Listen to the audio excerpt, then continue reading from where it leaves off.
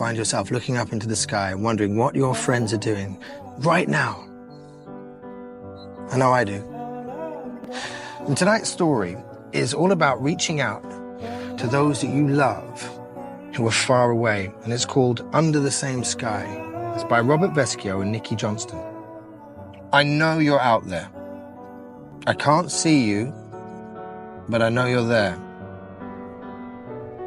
I call out to you to say hello, but the distance between us makes it hard to reach. We are like the sun and the moon, always seeking, always missing each other.